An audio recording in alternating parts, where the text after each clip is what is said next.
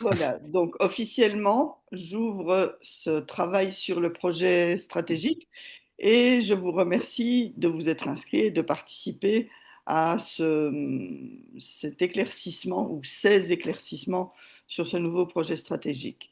Ma mission va être de rappeler un peu le contexte du projet stratégique, mais avant toute chose, je voudrais simplement faire une analogie entre projet stratégique du RNMA et d'autres structures et projet associatif dont on parle plus généralement pour les associations.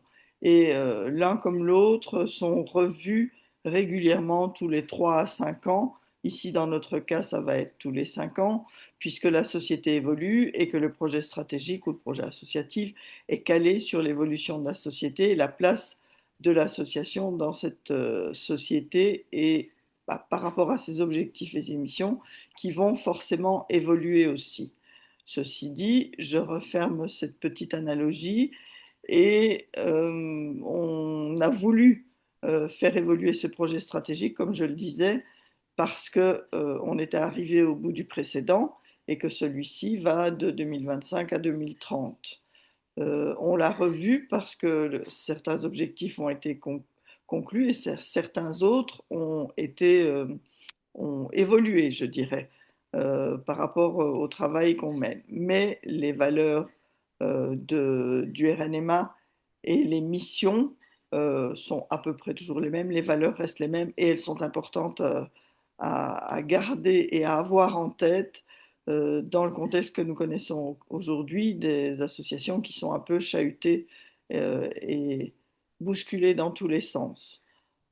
Pourquoi donc ce nouveau projet stratégique? Mais pour aller de l'avant, puisqu'en fait, on mise, entre guillemets, sur l'avenir et on travaille à accompagner, je ne vais pas dire plus loin, pour les 5 ans qui viennent jusqu'en 2030.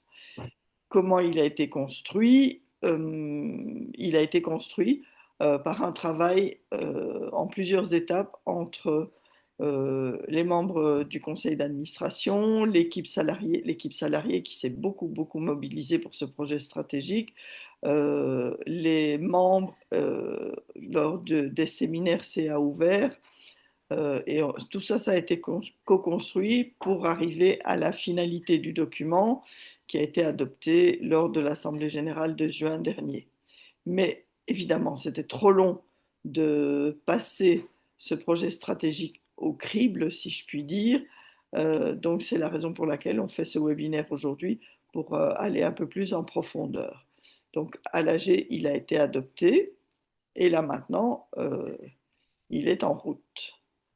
Sylvain, je te passe la parole ou tu veux compléter quelque chose par rapport à ce que j'aurais oublié de dire Non, non, très bien. Il est effectivement en route, il a été adopté, mais il nous semblait important de pouvoir revenir un peu dessus. C'est vrai que sur le temps d'AG, pour celles et ceux qui étaient là, on a été un petit peu vite sur sa présentation, notamment les différents objectifs. Donc voilà, on voulait revenir dessus. On voulait revenir dessus en trois temps. Un premier temps qui va être vraiment sur la question des valeurs qui sont portées par le réseau et qu'on porte collectivement, la mission du réseau, ses champs d'action sur lesquels le réseau intervient. Ça va constituer le premier temps. Un deuxième qui va se concentrer plutôt sur les trois grands objectifs. Donc voilà comment se traduit cette mission en objectifs et surtout en actions concrètes. On va pas mal insister sur les actions qui sont menées dans le réseau. Et puis l'idée, c'est surtout de voir comment elles résonnent avec ce que vous faites sur vos territoires, comment elles s'articulent, etc. Donc, on prendra le temps d'en échanger. Et on finira un troisième temps sur le modèle d'action du réseau, alors son fonctionnement, les espaces de coopération, et ce qui nous donnera aussi l'occasion de discuter ensemble sur la manière dont chacune peut s'impliquer dans le réseau.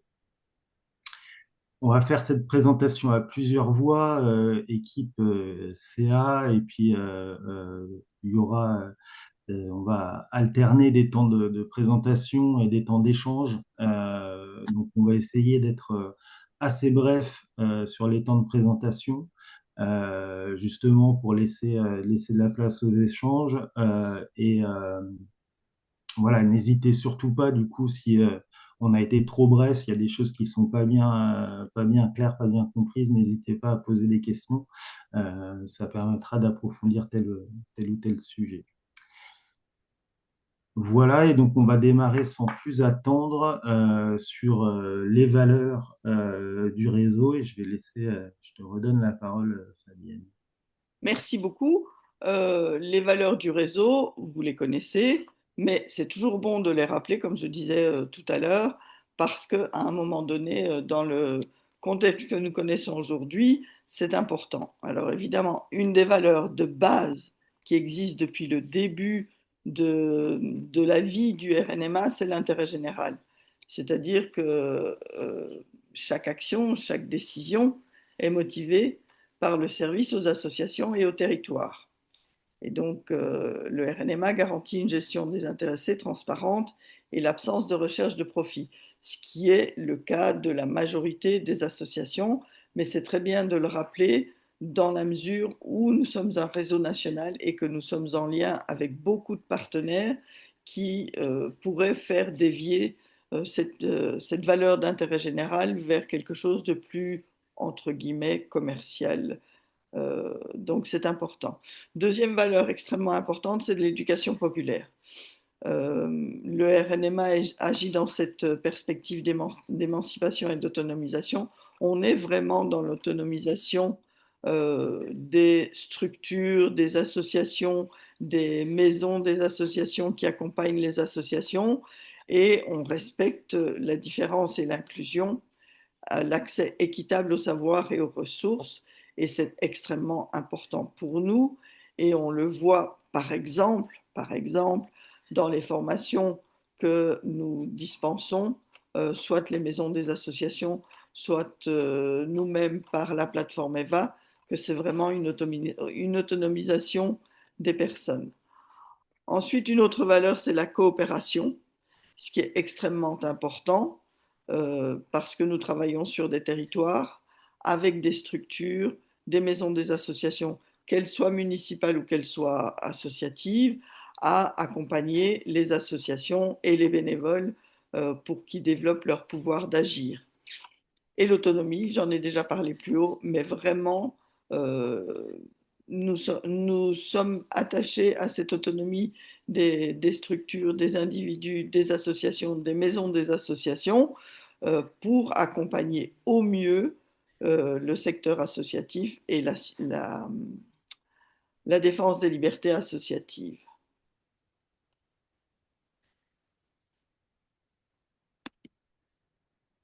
Est-ce que vous voulez que j'aille un peu plus loin? Non, ça n'a pas forcément d'intérêt. Peut-être une valeur supplémentaire, c'est qu'on intègre les objectifs du développement durable et en particulier l'ODD 17. Donc ça, c'est quelque chose d'assez important dans le contexte qui a évolué de respect de l'environnement, de la planète et de cette transition écologique.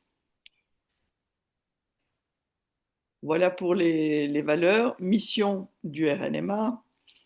Euh, la mission, une des missions, je ne vais pas dire la mission principale, une des missions, c'est de soutenir, d'accompagner et de faire reconnaître ces adhérents comme des espaces ressources dédiés à l'appui, à l'autonomisation et à la mise en synergie des associations.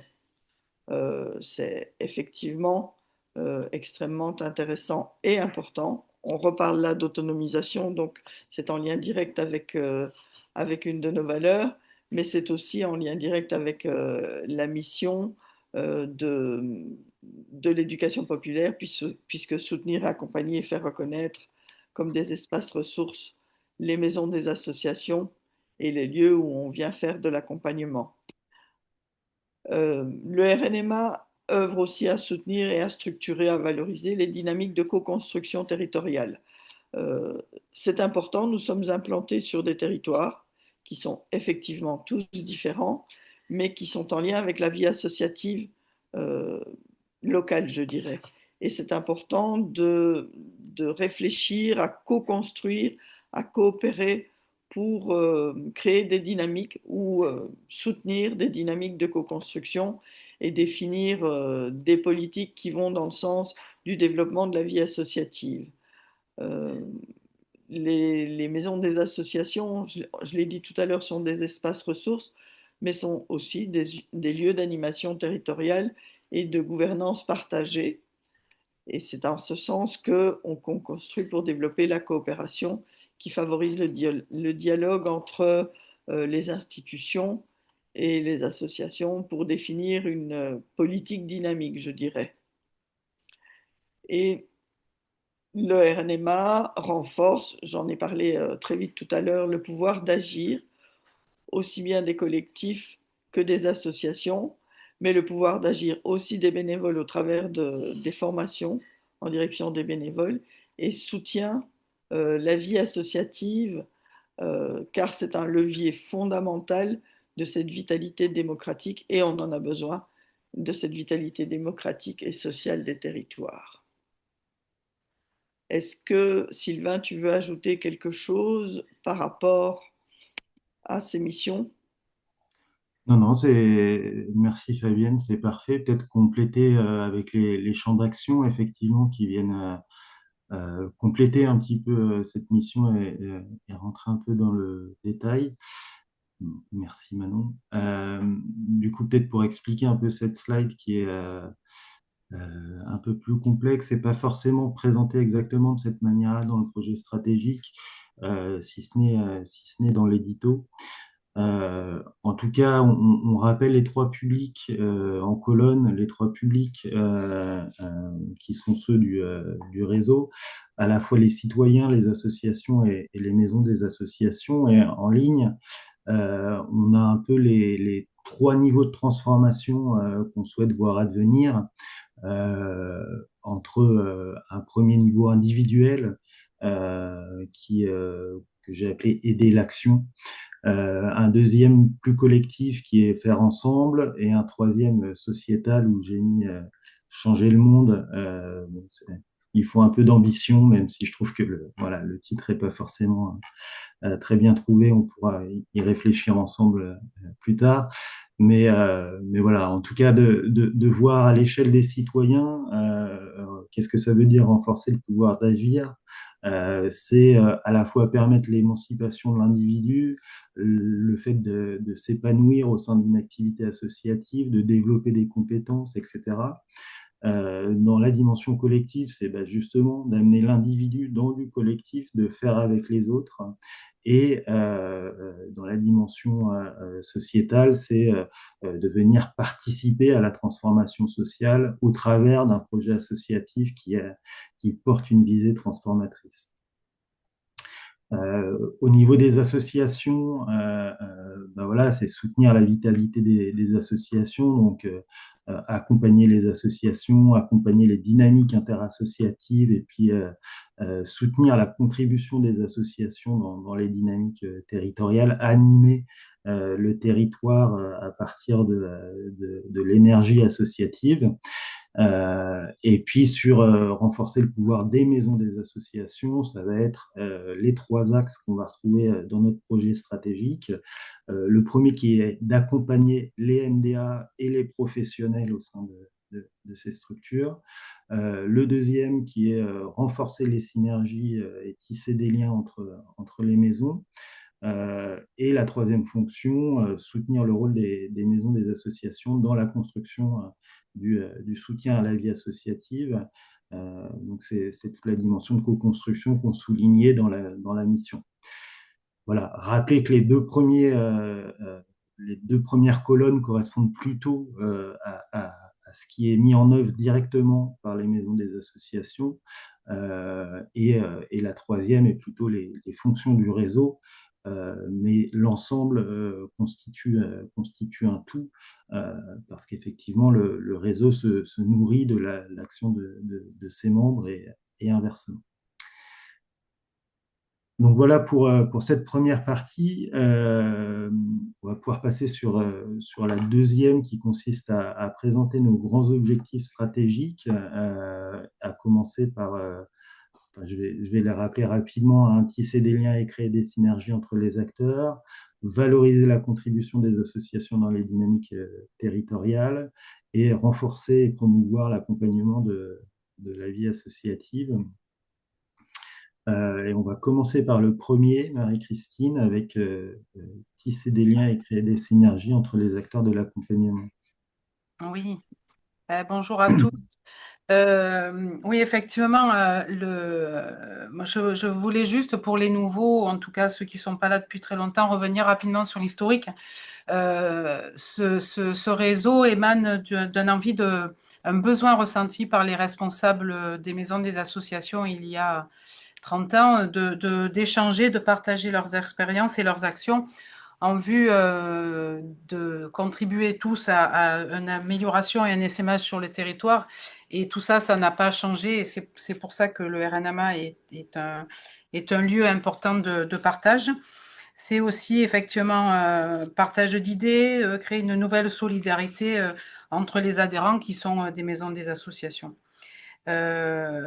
Et c'est pour ça que le réseau met en place un certain nombre d'actions pour permettant d'y répondre, puisque c'est, comme vous le voyez dans le slide, de faciliter la rencontre et le partage d'expériences en créant des temps d'échange, et on va vous les décrire. Encourager et faciliter la contribution de tous les membres au projet pour commun. Là aussi, on va vous donner les moyens que chacun puisse s'investir dans le développement de ce projet. Et bien sûr, permettre une capitalisation et la diffusion de toutes les pratiques inspirantes. C'est pour ça que je vais passer la parole à Manon et à Maxime qui vont vraiment vous détailler tous ces points qui vous permettront après de faire votre choix et de vous inscrire pour contribuer à ce réseau. Merci. Merci Marie-Christine. Eh ben, effectivement, l'idée dans ce premier axe, c'est évidemment de créer le plus d'espace d'échange possible et de faciliter l'implication et à différents niveaux, avec différentes manières.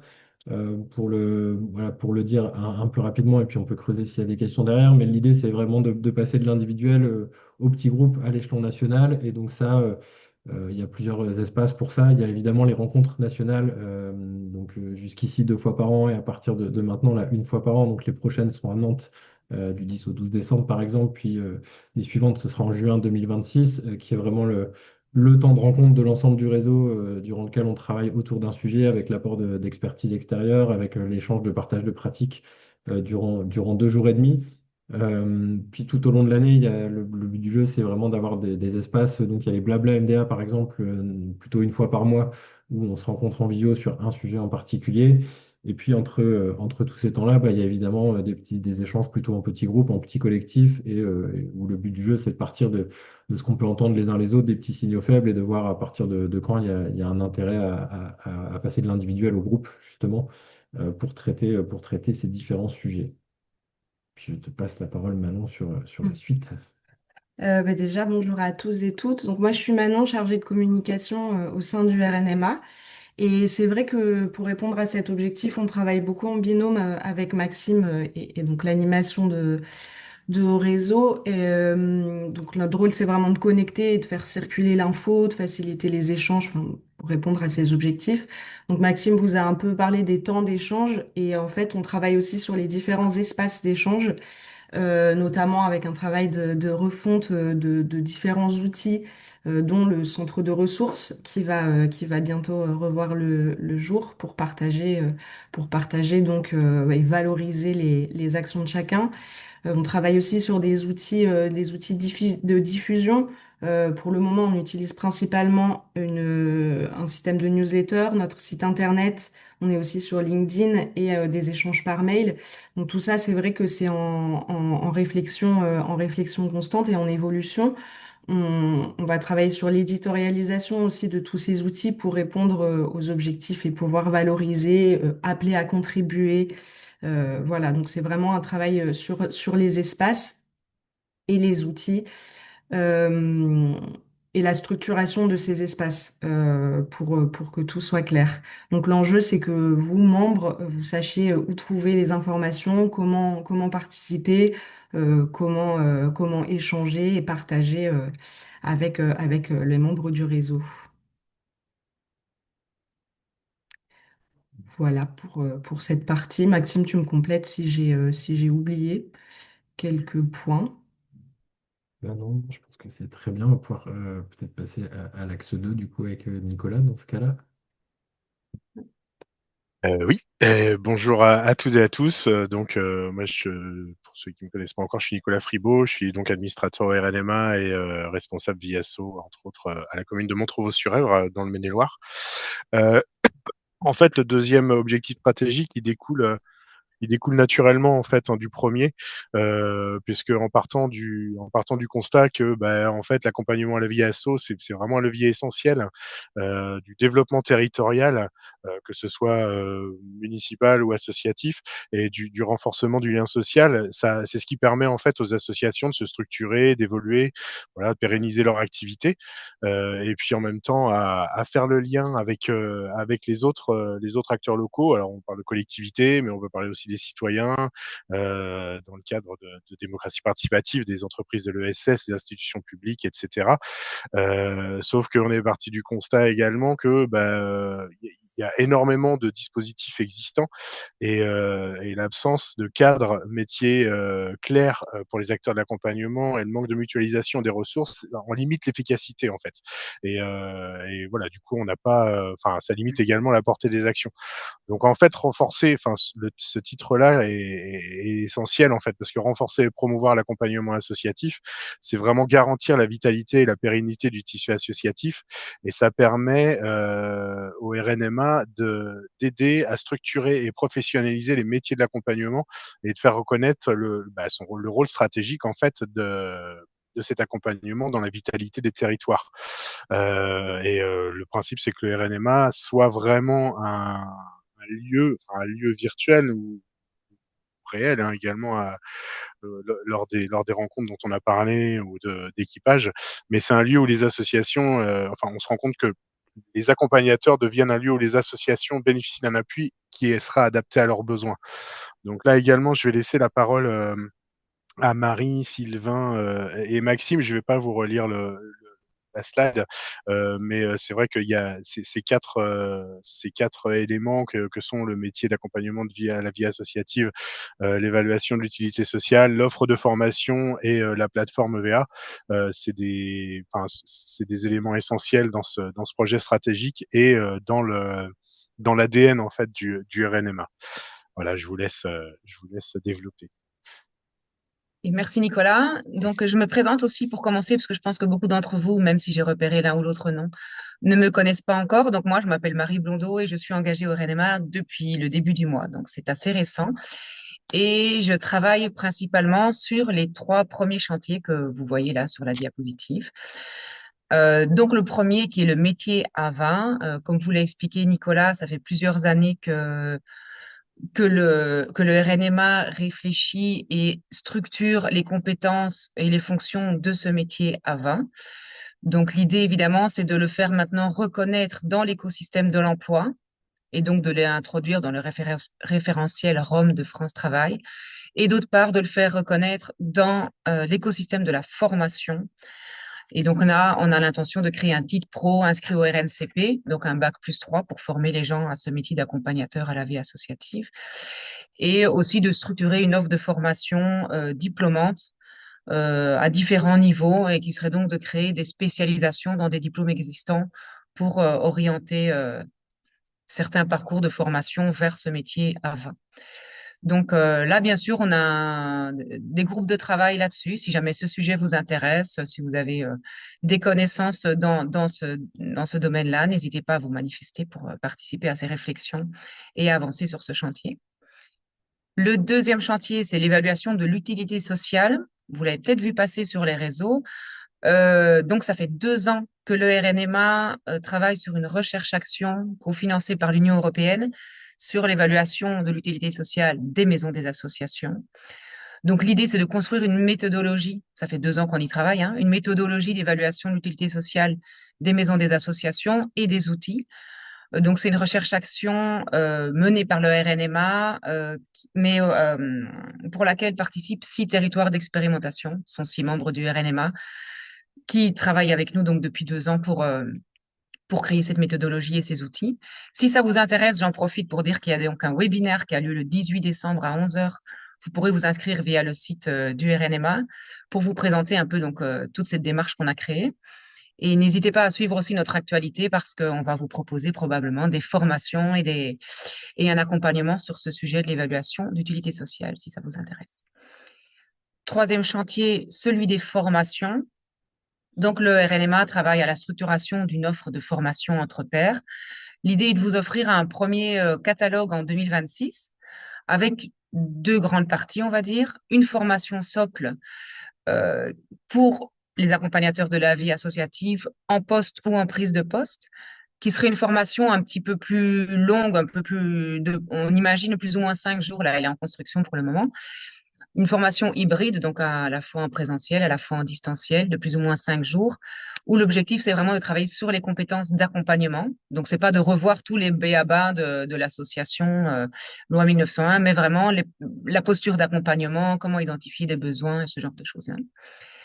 Et dans ce catalogue de formation, vous seront aussi proposées des formations continues de 1 ou 2 journées, plutôt en présentiel, avec des sujets comme comment accompagner la fonction employeur, comment accompagner les associations en situation de crise. On va vous proposer une formation de formateur aussi pour ceux d'entre vous qui donnent des formations. Donc voilà, là on reviendra vers vous pour savoir si vous avez des besoins en particulier, mais aussi évidemment pour susciter vos inscriptions aux formations. Et bien sûr, si vous êtes expert dans un domaine ou un autre, que vous souhaitez animer vous-même une formation et la proposer dans notre catalogue, on peut aussi en discuter. Donc, n'hésitez pas à revenir vers moi pour ces sujets-là. Et je passe la parole, je pense, à Maxime, du coup, pour la plateforme EVA. C'est ça. Merci Marie. Oui, effectivement, donc un outil en plus aussi qu'on porte en lien avec la Maison des associations d'Amiens Métropole qu'il a créé en 2013-2014. C'est la plateforme EVA, donc EVA pour e-learning et vie associative, qui comprend des formations à destination des bénévoles, qui s'inspire fortement donc du CFGA, certificat de formation à la gestion associative, qui devient certif ASSO cette année. Et donc l'idée de cette plateforme, c'est de proposer des modules de formation à distance pour des bénévoles, donc d'un premier niveau, mais c'est aussi un outil qui peut être utilisé pendant les formations, puisque du coup, il comprend des supports de formation avec des quiz, des infographies, des vidéos. Donc c'est un outil qui s'utilise soit avant des formations, soit pendant des formations, ou soit après des formations pour voilà, reproposer des renvois, des rappels là-dessus. C'est un outil qui a été co-construit entre des acteurs associatifs à son origine, entre des acteurs associatifs et soutenu par les pouvoirs publics, et qu'on déploie là au niveau national, puisqu'il était essentiellement connu sur les Hauts-de-France jusqu'à il y a 1 an. Et donc l'idée, c'est aussi de rester dans cette dynamique de co-construction à long terme de cet outil, et notamment pour faire évoluer ses contenus, remettre à jour ceux qui existent, en ajouter d'autres qui manquent aujourd'hui et qui pourraient vous être utiles dans vos accompagnements, dans les formations. Donc voilà, il y aura aussi là-dessus des espaces collectifs pour travailler sur tout ça. Et aussi pour prendre les retours et toujours être au plus proche des besoins des bénévoles que vous accompagnez, puisque le but du jeu, c'est ça. C'est une plateforme pour les bénévoles. Et en disant ça, je précise aussi quand même que c'est une plateforme qui est aussi beaucoup utilisée par les salariés et notamment par les accompagnateurs, puisque voilà, elle permet aussi de se remettre à niveau, de préciser certains points où quand on arrive dans le monde associatif et qu'on ne le connaissait pas forcément, c'est vraiment un bon outil pour ça aussi. Et avec ça, on a terminé sur l'axe 2. Merci. On peut passer sur l'axe 3. Et Cécile, je pense que c'est ton tour. Oui, c'est à moi. Donc, Cécile Vincent, je suis aussi administratrice au CA et je travaille donc à la ville de Mulhouse. Je suis maintenant plus en charge des coopérations et du développement de la vie associative. Voilà, donc moi je vais donc vous parler un petit peu de l'axe 3, du projet stratégique. en vous rappelant, ce que vous savez déjà, hein, on va pas se mentir, que les associations sont vraiment des acteurs majeurs et indispensables à la cohésion des territoires, que leur engagement, qu'il soit social, culturel, sportif, environnemental, etc., contribue vraiment à façonner les dynamiques, qu'elles soient locales ou nationales aussi, il faut pas l'oublier, parce qu'elles répondent à des besoins des populations. Elles innovent pour répondre à des enjeux sociaux, elles mobilisent les citoyens et tout ça, ça renforce le lien social et ça participe à la construction d'une société meilleure, en tout cas de notre point de vue au RNMA. Et dans ce paysage-là, les maisons des associations ont vraiment un rôle central puisqu'elles sont là, d'ailleurs qu'elles soient associatives ou municipales, elles agissent comme des facilitatrices de la vie associative parce qu'elles offrent un accompagnement global, alors que ce soit un soutien logistique, des formations pour les bénévoles, les salariés du conseil juridique, bon, tout ça, vous connaissez, hein. Je vais pas vous refaire tout ça. Et aussi, elles favorisent des coopérations sur les territoires, des coopérations entre acteurs, par exemple à travers des communautés d'action où on peut réunir la MDA, l'État, la ville, des associations et on travaille sur des thématiques. Elles co-construisent, elles permettent aussi de co-construire des projets, pareil entre des acteurs divers ou même des projets interassociatifs. Elles vont aussi tendre à favoriser des mutualisations qui peuvent être peut-être une possibilité pour un peu lutter contre les difficultés que rencontrent les assos aujourd'hui. On verra ça à Nantes. Et puis échanger des bonnes pratiques. Tout ça, ça a un véritable impact. Tout ça, ça permet de renforcer l'impact collectif sur la société. Et tout ça, c'est un écosystème qui va contribuer à valoriser, à amplifier ces dynamiques territoriales positives et indispensables pour notre société. Donc maintenant, je vais passer la parole. Par contre, Sylvain, il faut que tu m'aides. Je ne sais plus si c'est Luciana, je crois, qui commence et qui va vous parler d'un outil qui existe. Pour tout ça, c'est Lolva. Donc, bonjour à tous et à toutes. Donc, Luciana Ribeiro, chargée de mission au RNMA. Je m'en occupe principalement des observatoires locaux de la vie associative.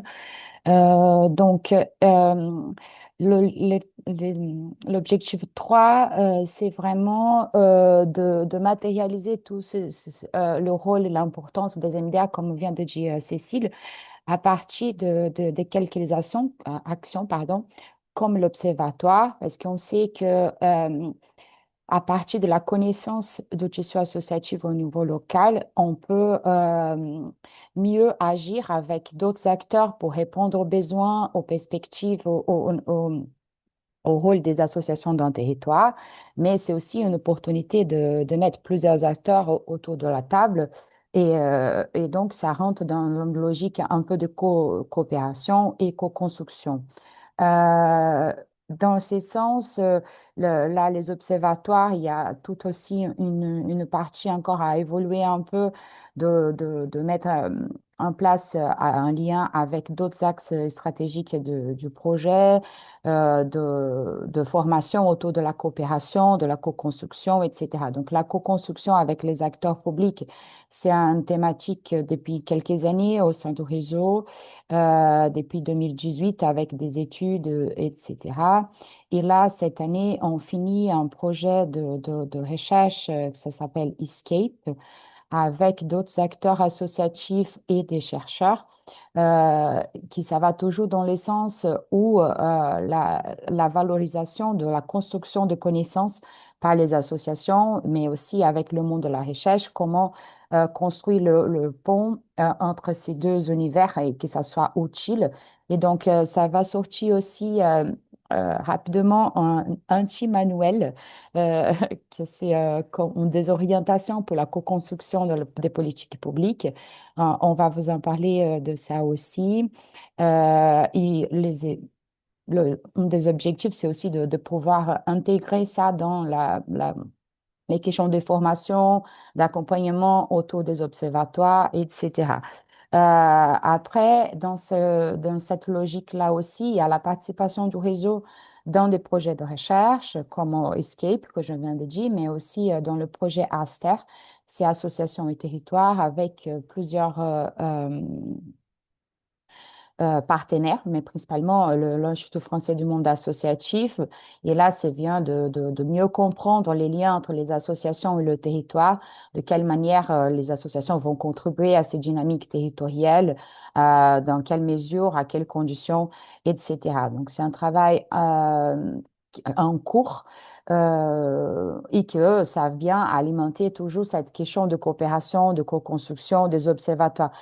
Finalement, c'est un axe, un objectif qui est très transversal parce que après la recherche, elle peut aussi être un soutien dans d'autres champs des missions du réseau, comme par exemple dans l'accompagnement de l'évaluation de l'utilité sociale, etc.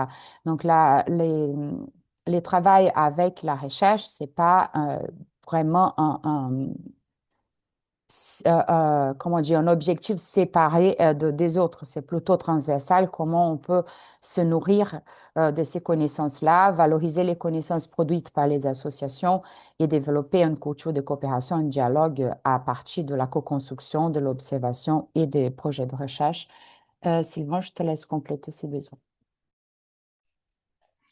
Merci Luciana, mais c'était très complet et je vais plutôt ouvrir un petit temps d'échange. Voilà, on a présenté les, euh, les objectifs, la manière dont ces objectifs s'incarnaient dans les actions qu'on menait au niveau du réseau. Voilà, voir un petit peu comment ça résonne avec ce que vous faites au niveau de vos maisons. Voilà, comment ça peut vous nourrir, comment est-ce que vous pouvez aussi vous impliquer dans ces projets-là. Donc voilà, la parole est à vous. N'hésitez pas à lever la main, ouvrir le micro, interagir dans le chat. Je voulais juste ajouter, Sylvain, si tu permets, il y a déjà deux réactions dans le chat qui sont, à mon avis, très intéressantes de l'Aprova 84 par la parole d'Aurélie qui dit qu'ils peuvent contribuer. C'est exactement ça dont nous avons besoin. C'est la contribution des membres qui ont une expertise, une connaissance dans les domaines dans lesquels nous sommes là pour travailler. Donc il y avait ça et il y avait aussi quelqu'un qui disait que le programme euh, EVA, les formations EVA sont intéressantes même pour les salariés, comme l'a souligné Maxime. Et c'est ça aussi qui est intéressant, c'est qu'à un moment donné, les personnes qui travaillent à l'accompagnement déjà depuis plusieurs années dans les maisons des associations associatives ou collectivités viennent amener des choses intéressantes. Et c'est de ces contributions-là dont nous avons besoin. Et je vous laisse la parole. Oui, merci du coup. Ouais, je vois que Maxime a réagi dans le chat et l'idée c'est vraiment ça, c'est que nous effectivement on fait de la formation et de l'accompagnement aux associations et on était en train de réfléchir sur des webinaires pour justement pouvoir couvrir un certain nombre de thématiques de manière un petit peu plus fluide et à ce moment-là il est arrivé Eva, donc on l'a vu comme vraiment une superbe opportunité avec quelque chose de très construit et de très bien fait, donc merci déjà pour tout ce travail. Et c'est vrai que nous, maintenant, il y a comme un peu une frustration parce qu'on aimerait ne pas perdre les gens en route. En fait, c'est un petit peu ça notre intention, c'est pas les renvoyer sur Eva et puis après, on perd le lien avec eux. Mais comment est-ce que vraiment on peut, quand ils viennent vers nous, utiliser Eva pour les accompagner, utiliser aussi Eva dans le cadre de nos formations en présentiel, mais pouvoir garder le lien avec eux et pouvoir suivre un petit peu leur avancement, tout ça. Et c'est vrai que ça, aujourd'hui, dans le module, c'est pas du tout prévu. Et ça, c'est vraiment quelque chose qui nous soutiendrait. Voilà, je sais que Maxime a en tête qu'on est présent et je suis ravie qu'il y ait quelque chose qui se lance en janvier. Ça fait vraiment partie des évolutions qui, pour nous, seront hyper soutenantes aussi dans notre mise en place au quotidien. Et d'autant plus avec le changement Certifaso là qui arrive et qui vient un petit peu aussi remouliner un peu nous, tout notre programme de formation. Donc voilà, on sera ravis de participer à partir de janvier. Trop bien, c'est chouette. Juste, peut-être je dis juste un petit mot, mais effectivement, c'est vraiment ce genre de truc qu'on va travailler dans l'équipage, qu'on va lancer, et c'est avoir ces retours très concrets. Et effectivement, on a des pistes pour répondre à ces enjeux-là, mais voilà, il y a vraiment besoin effectivement que les acteurs qui l'utilisent nous les remontent, parce qu'il y a plein de choses auxquelles on n'a pas encore pensé. Donc, c'est trop chouette. Merci. Alors, juste pour compléter, parce qu'effectivement, nous aussi, on a des projets concernant la plateforme Eva, et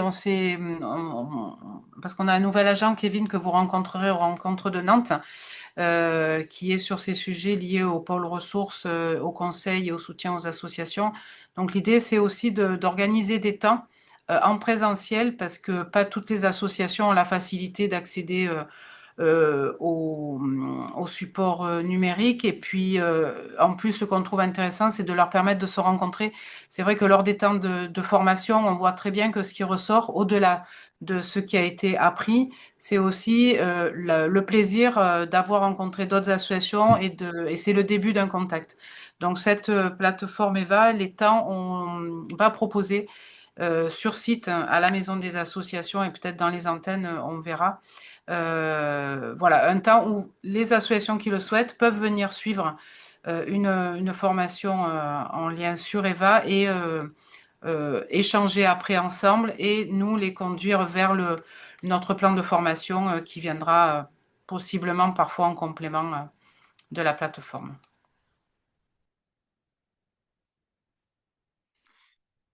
Peut-être juste un dernier complément là-dessus, sur l'articulation entre Certifasso, CFGA et Eva. Là, vous avez dû voir passer ça. Enfin, je ne sais pas si c'est encore déployé sur vos territoires, mais on va avoir les campagnes FDVA qui vont pas tarder à se lancer, ou si ce n'est déjà fait. Voilà, c'est aussi des outils de financement de Certifasso, et ça s'articule avec Eva. Donc, on va co-organiser avec le ministère un webinaire là, qui aura lieu le 16 décembre prochain, sur cette question, pour essayer de voilà, bien mettre en avant ces articulations. euh, voilà, FDVA, Certifasso et EVA, parce qu'aujourd'hui, une partie de Certifasso doit être fait, peut être fait en distanciel, et EVA est évidemment un outil utile en la matière. Euh, voilà, donc notez la date du 16 après-midi pour ce webinaire si ça vous intéresse.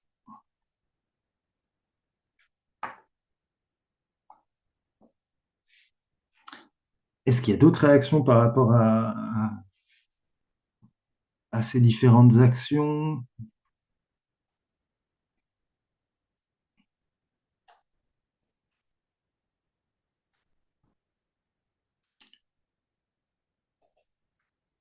N'hésitez pas. Sinon, peut-on avoir le lien d'inscription? Ça va pas tarder, Aurélie. Je ne sais pas si on a encore lancé les inscriptions. Là, Non, la communication va partir de la Diabva ces jours-ci, là, soit aujourd'hui, soit demain. Donc, on va la rediffuser, nous, très vite dès qu'on l'a. Donc, ça va arriver bientôt. Mais c'est pour ça que je reprécisais bien dans le chat pour que tout le monde puisse noter 16 décembre, 12h30, et lien d'inscription à venir.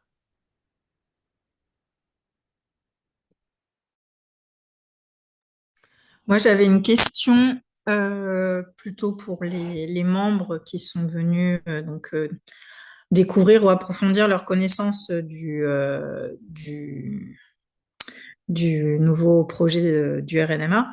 Est-ce que ce temps vous a un peu aidé à vous projeter sur comment vous pourriez aussi participer au RNMA, comment vous pouvez vous situer, puisque c'est quand même la base du réseau, hein, que chacun puisse participer, apporter sa pierre, même quand on arrive. C'est vrai qu'au début, c'est compliqué parce qu'on se dit, bon, ben, je sais pas trop ce que je peux amener, mais est-ce qu'on a été assez clair sur les possibilités, les lieux où vous pouvez venir participer, aider, en plus des temps où vous allez avoir de l'information, du partage d'expérience? Est-ce que ça a été assez clair ou pas?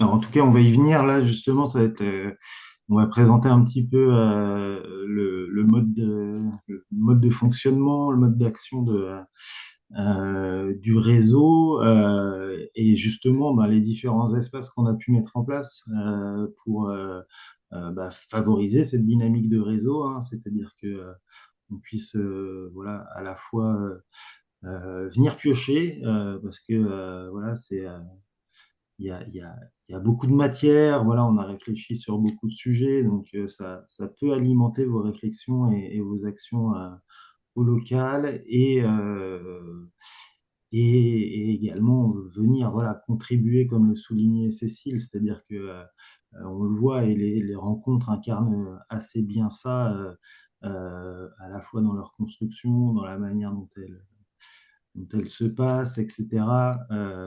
Ce modèle d'action un peu contributif. Euh, du coup, Pardon, excuse-moi, Sylvain, j'arrive pas à lever ma main. En fait. Je suis désolée, c'est Magali Lequinquis de la mairie de Nanterre. Pour répondre à Cécile, en fait, c'est vrai que juste sur les espaces d'échange, de collaboration, de coopération, en fait, moi, je suis vraiment preneuse d'un outil, en fait, tu sais, assez simple. En fait, répertorions un peu tous ces espaces parce que c'est vrai que je m'y perds moi entre les webinaires, les moments où on parle de l'OLVA uniquement, les ateliers d'échange de pratiques, etc. Et c'est vrai que je trouverais ça intéressant d'avoir mais vraiment un outil simple. Je pense que vous devez l'avoir, mais sur l'ensemble des espaces collaboratifs et coopérations, les types d'espaces avec leur organisation en fait. Donc c'est vrai que ça, je trouverais ça intéressant. Voilà. Et puis j'avais juste une remarque par rapport à l'OLVA. On en avait discuté, mais il y a un petit moment de ça, en fait, sur les possibilités d'évolution en fait des OLVA, et notamment donc avec Luciana, de la possibilité peut-être, alors ça c'est à développer avec vous, mais peut-être d'avoir des enquêtes sur mesure sur les territoires. Je ne sais pas si ça c'est un projet qui est en cours, qui est abouti chez vous, qui fait partie de votre développement du projet stratégique. Voilà, je m'interrogeais sur ça parce que nous on serait vraiment preneurs d'avoir des informations plus précises en fait sur les modèles de ces nouveaux OLVA, quel type d'enquête, comment ça se co-construit avec les territoires, voilà.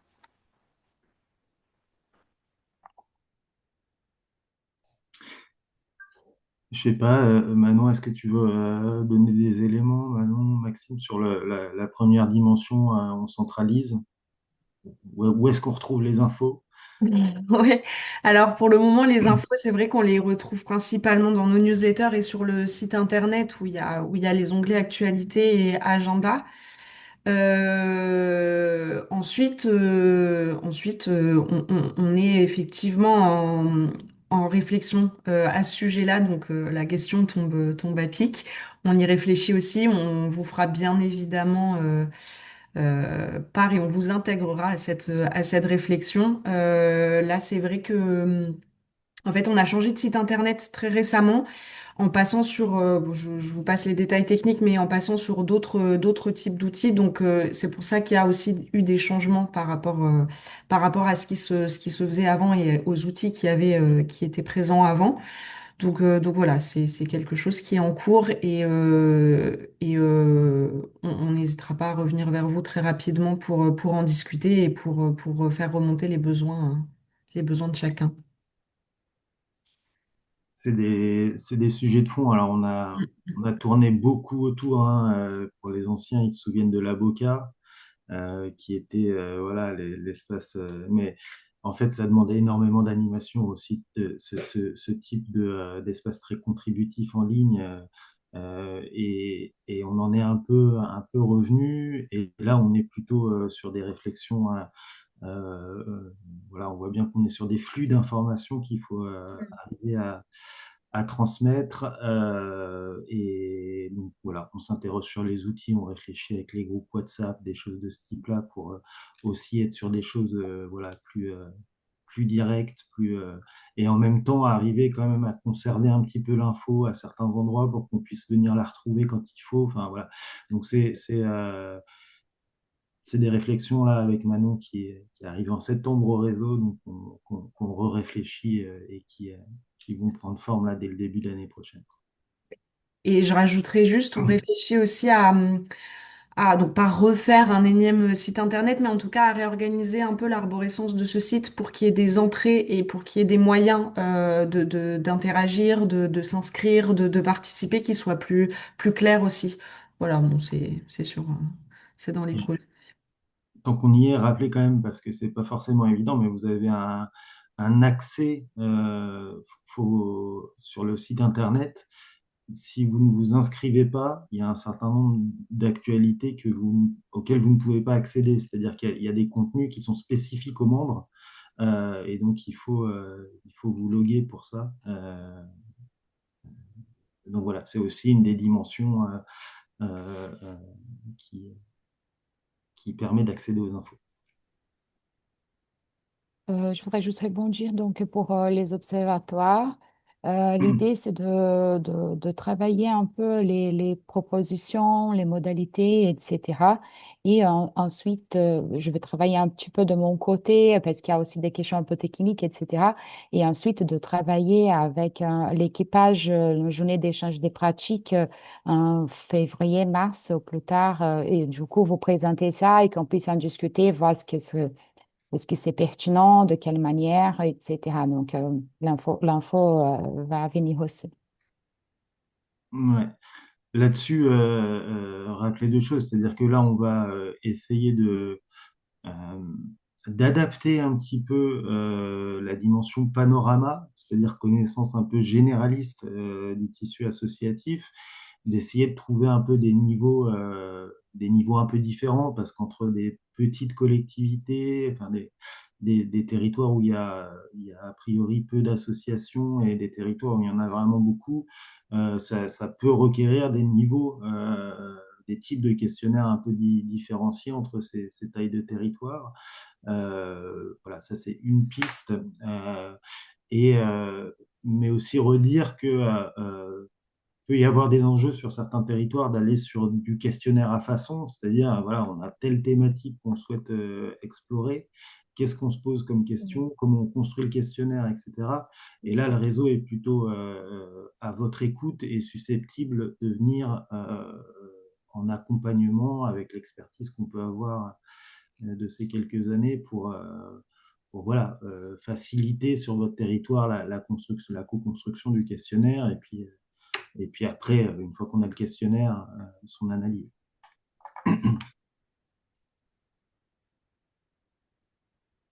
Et j'avais juste une dernière question. Je voulais savoir sur tous les aspects justement. Donc vous nous avez parlé de développement, notamment voilà des formations, enfin d'autres sujets. Quand on est intéressé par un sujet en fait et qu'on souhaite co-construire ou en tout cas participer à des espaces, comment est-ce qu'on s'inscrit? Enfin, est-ce qu'il y a un endroit où on voit tous les sujets en réflexion et on a tous les séminaires, enfin tous les webinaires aussi, ou c'est sur la newsletter?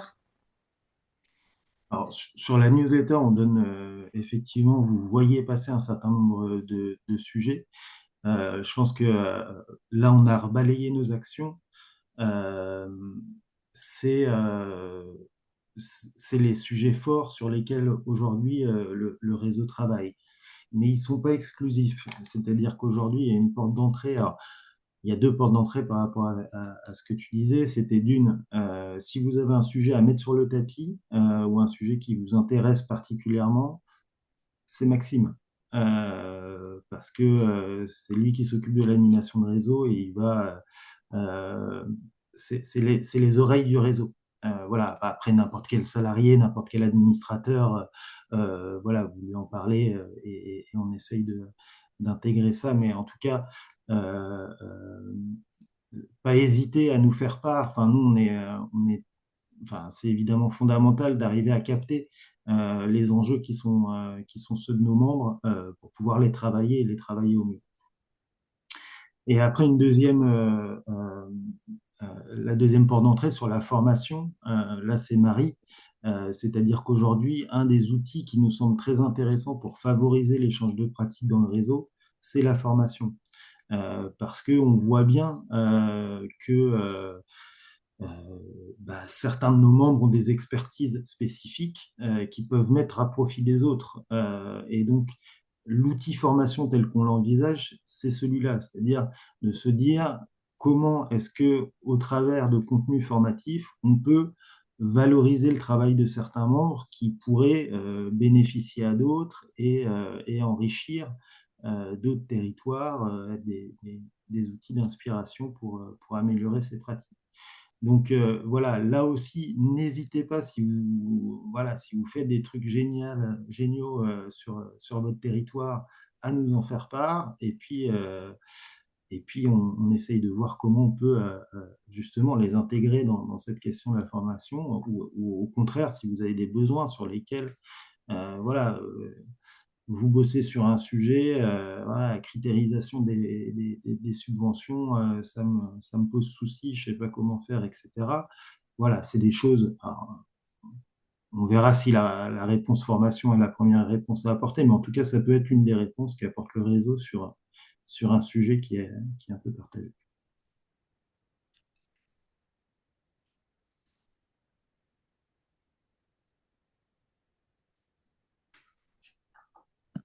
Si je peux me permettre aussi, alors vous me reprenez les autres si je dis des bêtises, mais moi dans mon esprit d'administratrice un peu vieille maintenant, il y a différents niveaux et strates de possibilités de contribuer. Vous avez un truc dont on n'a pas trop parlé, mais quand même, il y a le CA, le jour où vous avez envie. C'est quand même un lieu où on a besoin de monde, de force vive, oui. Juste, ça, c'est vraiment ce qu'on va présenter dans la séquence qui arrive. Donc, Bon, alors moi j'arrête parce qu'à chaque non, fois non, je mais suis en avance. non, mais c'est pas ça, c'est super, mais c'est juste que voilà, on Ok, arrive là-dessus sur les différents espèces de contributions, justement, pour que merci. et tu pourras rebondir là-dessus. Non, non, bah non, Ça non, fait le j'arrête parce lien. que Tu à as chaque fait le lien. fois, je suis trop en avance. Ouais, c'est Non, ça, c'est ça. Excuse-moi, Sylvain. Oui. Oui, c'est Yamina. J'ai posé une question sur le chat. Je voulais savoir si les formations, est-ce qu'elles seront reconnues dans notre parcours professionnel? Je parle bien des formations que le RNMA va dispenser. Je ne parle pas pour les bénévoles. Alors, il y a différents niveaux de réponse. Je sais pas, Marie, peut-être tu veux répondre sur ces questions. Bon. Oui, merci. Pour l'instant, il ne s'agit pas de formation. Tu me complètes, bien sûr, Sylvain, mais il ne s'agit pas de formation certifiante, ce qui débouche sur un certificat que vous pouvez valoriser sur votre CV. C'est vraiment une montée en compétences sur base d'échanges de pratiques auprès de vos pairs qui font les mêmes métiers que vous autour de vous. Ouais. Donc, Voilà, en fait, il y a deux dimensions dans la. Peut-être que je n'ai pas été assez précise dans ma question. Par exemple, quand on fait des formations avec le CNFPT, tout ça, nous, on donne les attestations, par exemple. Et donc, tout au long de notre parcours professionnel, ils calculent le nombre de formations qu'on a eues pour des montées de grade, pour des changements de poste, pour tout ça. Donc, je voulais savoir si dans ce cadre-là, est-ce que c'est reconnu ou pas. Ouais. Ce n'est pas forcément pour faire une validation d'acquis ou autre. Ouais. Alors, bon, du coup, maintenant, il y a trois dimensions dans la réponse. Effectivement, le premier niveau qui est ce que décrivait Marie, c'est-à-dire vous suivez une formation, on a une reconnaissance Calliope qui permet de certifier un niveau de qualité des formations. Je ne sais pas exactement de quelle manière ça s'inscrit dans le parcours d'avancement au niveau des collectivités territoriales. En tout cas, nous, on fournit une attestation comme quoi la formation a été suivie et que vous avez acquis ces compétences sur le sujet sur lequel vous avez été formé. Ensuite, la question du CNFPT. On essaye de proposer au CNFPT, on était encore mardi dernier dans une rencontre avec l'ensemble des personnes qui organisent les formations au niveau des différentes régions sur la vie associative au CNFPT pour leur présenter le réseau, leur présenter justement cette offre de formation, ce qu'on faisait, etc. Donc, on essaye Et on voit bien tout l'enjeu de permettre de pouvoir rentrer un peu dans le catalogue de formation du CNFPT pour permettre à nos collectivités, nos membres issus de collectivités, d'accéder plus facilement à nos formations. Voilà, c'est un travail en cours. Et après, il y a la dimension métier. Donc là, c'est toute la reconnaissance du métier AVA dont on parlait, qui va permettre effectivement d'être sur de la formation professionnalisante, certifiante. Mais ça, j'ai envie de dire, c'est un travail au long cours parce que la reconnaissance du métier, ça va demander de passer un certain nombre d'étapes administratives notamment pour faire reconnaître ce métier, et puis ensuite le développement de formation, où là aussi, ça va être quelques étapes. Donc, ça, c'est pas pour tout de suite, mais c'est un travail qu'on a bien dans le viseur et sur lequel on travaille avec un certain nombre de partenaires, Exopé notamment et d'autres. Merci.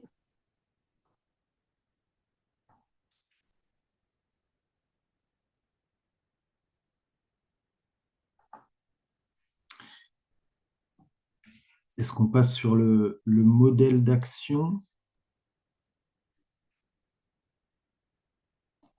Du coup, je pense que on s'était dit Nicolas, Maxime, peut-être pour présenter ça.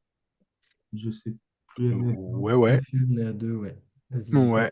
Nicolas. Alors, bah écoute, en fait c'est génial parce que comme quoi le projet stratégique est quand même bien foutu.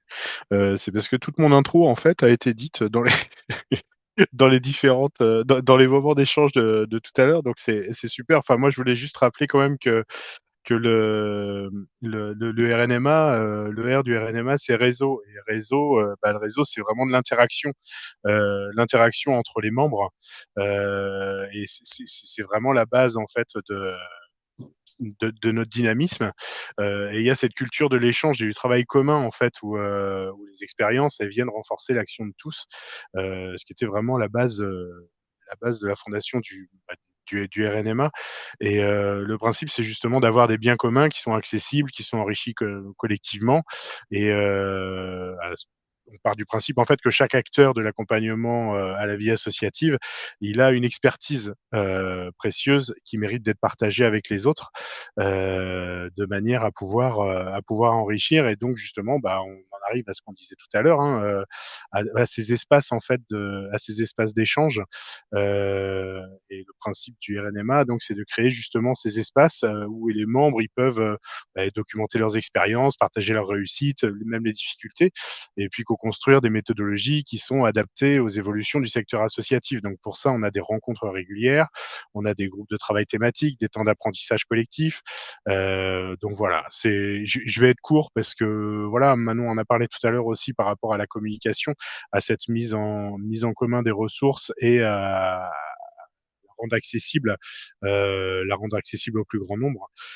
Et c'est pour ça que bah là, sur cette partie-là du modèle d'action du RNMA, on voulait vous parler justement de l'articulation un peu entre le local, le national et même l'européen, du modèle organisationnel aussi entre l'AG, CA, enfin voilà les deux espaces statutaires, mais aussi les espaces structurels comme les commissions par exemple, et l'opérationnel avec tout ce qui est équipage, animation par l'équipe salariée. Donc voilà, c'est pour ça que je suis rapide parce que je pense que l'intéressant va être dit par Maxime à l'instant. Un peu de pression du coup. Désolé. Non, mais effectivement, c'est vrai que c'est hyper important et tout ce modèle-là, il a vocation à permettre justement à chacun, à chacune de s'impliquer voilà, différemment dans différents endroits. Donc pour reprendre un peu aussi la question de tout à l'heure, sur clarifier peut-être aussi où est-ce qu'il est possible de s'impliquer. Donc en effet, donc sur toute la partie statutaire, pour le coup, rien de révolutionnaire, c'est l'Assemblée générale hein, qui est souveraine dans le réseau, évidemment, et qui délègue sa souveraineté au conseil d'administration, hein, dont la particularité quand même, c'est de ne pas avoir de bureau, et donc de fonctionner sur un modèle assez horizontal, avec une animatrice, en l'occurrence du CA actuellement, qui est Fabienne, et puis voilà, pour le reste, un CA assez horizontal. qui se repose sur des commissions, effectivement, un comité exécutif, une commission vie associative, une commission autour des questions RH et finances et une commission autour du plaidoyer, donc qui sont des espaces dits structurels en effet, puisqu'ils traitent de sujets voilà, récurrents et un peu voilà, éternels pour le réseau, on va dire. Et après, de manière plus opérationnelle et plus évolutive aussi, peut-être, il y a la question des équipages qui, effectivement, donc, très concrètement, sont animés par quelqu'un de l'équipe salariée, mais qui sont vraiment les espaces contributifs par excellence sur un sujet ou un autre. Justement, on parlait d'entendre les différents sujets, les signaux faibles dans le réseau. Justement, si un sujet revient plusieurs fois, c'est là qu'on peut se dire il y a un intérêt à créer un équipage sur cet enjeu en particulier parce que voilà, parce qu'il commence la question, elle revient de manière récurrente, donc il faut prendre le temps et l'espace pour la travailler en détail. Voilà, sur la plateforme Eva, c'est un équipage qu'on va monter aussi prochainement. Voilà, et c'est vraiment là où le but du jeu, c'est d'être dans la contribution, dans la co-construction. Euh, Parce qu'il y a quand même un truc, enfin voilà, moi je fais le lien aussi avec ça, mais donc vous avez vu quasiment toute l'équipe, là je pense sur ce webinaire, il n'y a que Violaine qui a pas encore eu l'occasion de s'exprimer. Donc on est aussi une équipe de 5 salariés, ou de 6 si je compte bien, voilà, pour un réseau national avec tous les chantiers qu'il y a. Donc évidemment, ça repose sur une contribution collective voilà, et beaucoup de pair à pair aussi. Nous, notre métier, c'est aussi beaucoup de mettre en lien les uns et les autres pour croiser les pratiques, les échanges. Et donc, on s'appuie beaucoup, notamment, sur les équipages là-dessus. Et en effet, en partant voilà, du lien avec les structures locales sur les territoires, en essayant de créer des liens aux différents niveaux jusqu'au national. Et puis, effectivement, tu disais, Nico, jusqu'à l'européen, puisqu'il y a des débuts de réflexion de projet sur la structuration d'un réseau européen des maisons des assos, mais voilà, qui est un projet ambitieux et qui démarre tranquillement. Mais c'est quand même un peu ça l'idée. C'est peut-être l'occasion aussi de dire que tout ça, enfin, le RNMA, c'est comme toutes les assos, c'est un organisme qui est vivant et qui évolue, et donc c'est aussi des choses qui ont évolué dans le temps et qui sont toujours amenées à être questionnées. Et donc on en reparlera peut-être juste dans la conclusion, mais l'idée, c'est aussi d'entendre les contributions, les besoins aussi des membres, parce qu'on sait bien que les réalités des associations, elles changent, que les possibilités de s'impliquer dans des réseaux changent avec ces réalités aussi, avec des questions de temps qui se réduisent aussi, des questions de moyens. Et donc, le but du jeu, c'est de trouver vraiment les modalités aussi de participation qui soient faisables, réalistes pour tout le monde. Maintenant, on voit ton autre écran pour info. Euh, et, euh, et voilà, et donc l'idée, c'est qu'on ait une journée le 29 janvier qui puisse aussi permettre d'entendre et de re-questionner tout ça avec, on parlait de retrouver les dates des équipages et tout ça sur le site. L'idée, c'est aussi peut-être d'aller plus loin dans la clarification de ce que c'est les rôles de quelqu'un qui est dans un équipage. Ça veut dire quoi concrètement, jusqu'où on s'engage, à partir de quand ça commence. Et on se dit aussi que voilà, plus tout ça ce sera clair, plus c'est facile aussi de s'impliquer. Donc voilà, c'est ça l'enjeu de cette journée qu'on fera en janvier. Et puis de toute façon, c'est un travail un peu perpétuel. Donc les retours sur la manière de fonctionner sont hyper importants aussi pour qu'on puisse les faire évoluer. Et je m'arrête là sur ce point. Merci. Et je vois Delphine qui a levé la main. Oui, toujours aussi pour une histoire de repérage et puis d'organisation hein, des membres, comme tu le disais, Godefroy, Maxime, excuse-moi, je voyais juste le nom là. Pas de souci. Et oui, donc dans cette visée-là, est-ce qu'il serait possible d'avoir un planning, un pré-planning pour l'année ou au moins pour le semestre, tout au moins pour tout ce qui est organes plus institutionnels, style bon, AG, conseil d'administration, mais également peut-être commission. Ce serait pas mal, quitte à ce que effectivement il y ait des réunions qui se rajoutent, il n'y a pas de souci, mais au moins qu'on ait déjà un pré-planning, ce qui nous permet nous aussi de nous organiser et puis de nous repérer un petit peu.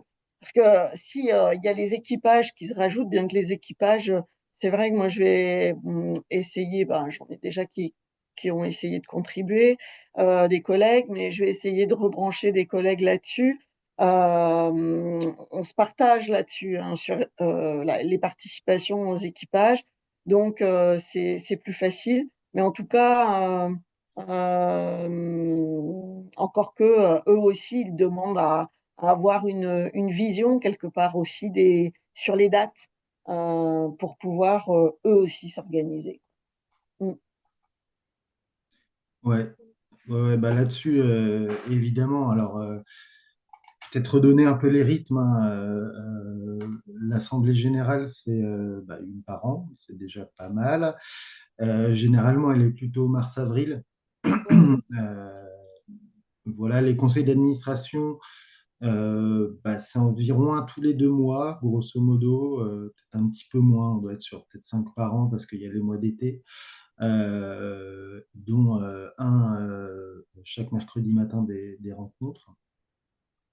Les commissions, c'est relativement variable, mais en tout cas, c'est quelque chose qu'on peut poser, en tout cas poser les dates pour les structurer. Je sais que la commission vie associative se réunit assez régulièrement.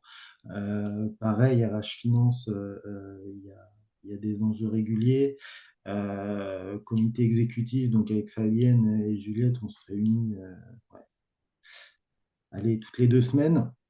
Donc, donc voilà un petit peu pour les rythmes et effectivement, aucun problème pour donner de la visibilité sur les dates, en tout cas là-dessus, parce que sur les équipages, bah, souvent c'est fait sur l'OLVA. Enfin, je sais que euh, Luciana programme ça au semestre, donc Mm.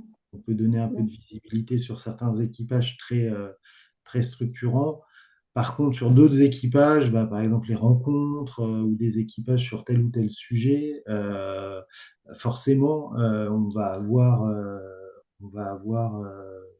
peut-être un peu plus de difficultés à les anticiper vraiment. Et pareil pour les blabla qui ne sont pas mentionnés là, mais qui sont aussi des temps d'échange animés par le réseau et puis qui permettent aux membres de venir discuter d'un sujet. Euh, bah voilà, ça, on peut essayer de faire des programmations un peu régulières, mais ce qui est intéressant, c'est aussi de s'enrichir des sujets que veulent apporter les membres. Donc voilà, qu'on puisse aussi être un peu dans l'adaptation sur ces questions-là. Et je finis en soulignant un point que tu mentionnais, Delphine, et qui me paraît important, c'est-à-dire que aujourd'hui, il ne faut pas hésiter à mobiliser l'ensemble des permanents de la maison pour venir participer, contribuer dans ces différents espaces. Alors évidemment, il faut qu'ils soient en capacité de venir interagir dans ces espaces-là, mais l'idée, c'est vraiment qu'on puisse impliquer l'ensemble euh, euh, des personnes qui interagissent dans nos maisons.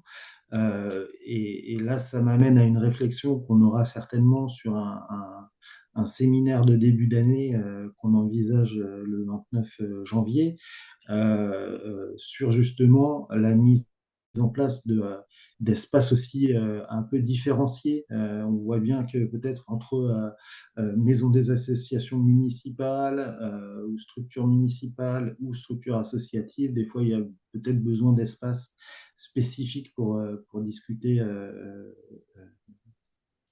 de manière un peu, enfin, sur des sujets qui correspondent ces statuts-là, mais et de la même manière, on voit bien qu'aussi au niveau des élus, qu'ils soient associatifs ou municipaux, peut y avoir des espaces dédiés avec des sujets de discussion plus spécifiques. Voilà, donc ces réflexions sont en cours et on aimerait les mettre en débat là lors de la prochaine, le prochain séminaire de travail ensemble. Et Delphine, je crois que tu veux répondre. Oui, je sais que les blabla, par exemple, les collègues, ils adorent hein, chez nous, mais ils trouvent ça super, mais du coup, ils ont du mal à raccrocher à la dernière minute, quoi. Hein. Régulièrement, c'est ça qu'on me fait comme retour.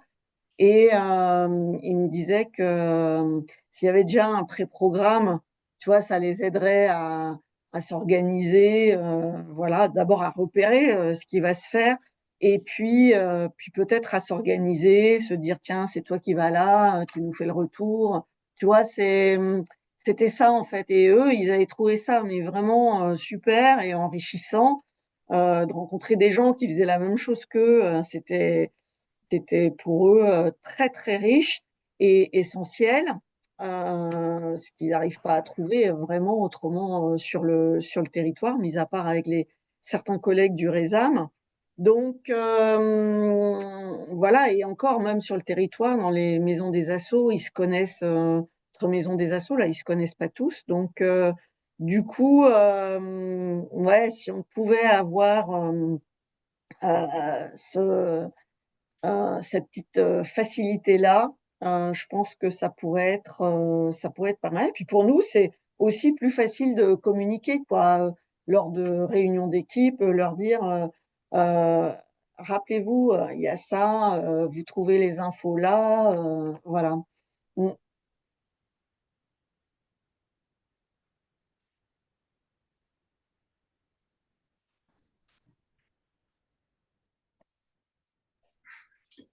Ok. Maxime, tu voulais prendre la parole, vas-y. Ouais, non, mais c'était juste pour compléter, mais effectivement, comme disait Sylvain, je pense qu'il faut qu'on trouve l'équilibre entre.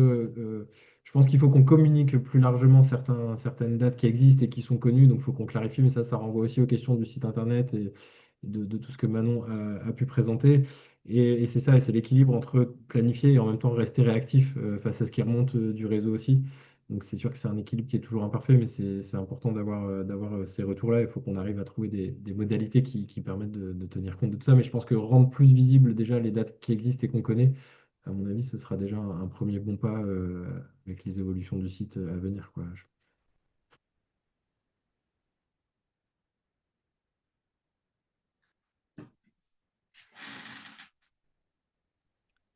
Sylvain, je pense qu'il faut qu'on avance parce que les gens nous quittent pour d'autres réunions. Oui, oui, là, on arrive au bout du webinaire. Donc, s'il y a des réactions là par rapport à ces différents espaces, des questions, on a bien noté l'importance de rendre les choses visibles. Voilà, qu'on essaie de concentrer les infos en un même endroit et puis qu'elles soient le plus anticipées possible pour qu'elles s'intègrent dans les agendas des uns et des autres. Je pense que tout ça est bien entendu. On va essayer de faire encore plus là-dessus. Juste pour reprendre pourquoi le mot de la fin là maintenant, c'est que du coup je repars au début du webinaire et pour répondre aux questions et aux évocations qu'on a faites, je suis administratrice du réseau, animatrice du conseil d'administration, c'est ma manière de contribuer. Je participe à la commission RH Finance, donc voilà les espaces statutaires dans lesquels je suis, mais je suis évidemment aussi en réflexion sur un certain nombre de choses et j'ai beaucoup suivi toute l'évolution du travail qu'on a fait autour de l'accompagnement à la vie associative et la reconnaissance du métier AVA. Donc voilà, c'était bien de repartir du début et des valeurs du RNMA et de dérouler tout l'intérêt que ça a et la façon dont le RNMA évolue et a évolué toutes ces années-ci et du coup de susciter de votre part des propositions de contribution, d'aide, de travail en commun et des questions, ça c'est ce que je retiens des deux côtés, et des questions de clarification, de clarté pour savoir où et quand vous pouvez vous inscrire, intervenir, poser des questions. Et j'espère que les réponses qui vous ont été données ont été relativement claires. Merci, remercier surtout ceux qui sont restés jusqu'au bout, les courageux qui sont encore là, et puis vous donner rendez-vous là sur les prochaines dates qui sont là, et puis à commencer par Nantes où on aura le plaisir de se retrouver en vrai, parce que c'est quand même ça qui nous fait, qui fait réseau à proprement parler. Et donc voilà, au plaisir de vous retrouver toutes et tous à Nantes pour parler des mutualisations. Et qui nous fait vibrer, osons le mot. C'est ça. Et donc bon appétit à toutes et tous et puis à très bientôt. Merci beaucoup et à bientôt.